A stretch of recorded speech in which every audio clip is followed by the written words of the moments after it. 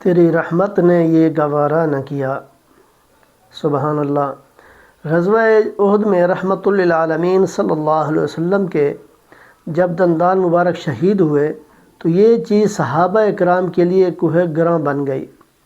تو انہوں نے عرض کی، یا رسول اللہ صلی اللہ علیہ وسلم، جنہوں نے آپ کو یہ تکلیف دی ہے، اذیت پہنچائی ہے، اگر آپ ان کے لیے بد دعا کریں تو آپ کی کیا رائے ہے؟ تو رحمت والے نبی، غمخوار نبی، رحمت دو عالم صلی اللہ علیہ وسلم نے ارشاد فرمایا کہ مجھے لعنت کرنے والا بنا کر نہیں بھیجا گیا، بلکہ مجھے تو احکام الہی کی دعوت دینے والا اور ذرہ ذرہ کائنات کے لیے رحمت بنا کر بھیجا گیا ہے۔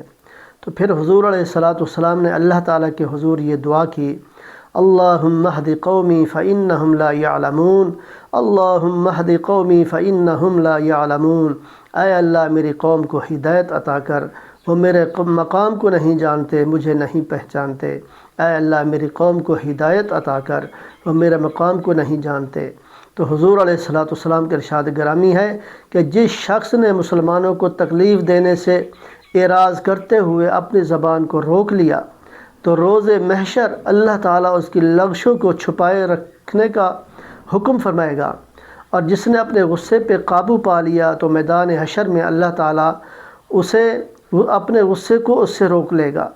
تو کتنی بڑی شان ہے، کتنا بڑا مقام ہے۔ رحمت والے نبی صلی اللہ علیہ وسلم نے ہمیں یہ سبق دیا ہے، حکم دیا ہے کہ اپنے غصے کو قابو میں رکھو اور اپنی زبان کو روک لو۔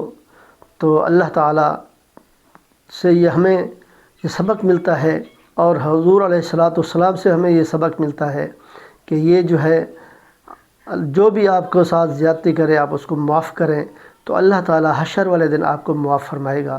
تو دعا ہے اللہ تعالیٰ ہم سب کو عمل کی توفیق عطا فرمائے، صدقہ جاریہ سمجھ کر آگے شیئر کرے تاکہ دوسرے لوگ بھی اس سے فائدہ حاصل کریں۔ دعا ہے اللہ تعالیٰ عمل کی توفیق عطا فرمائے۔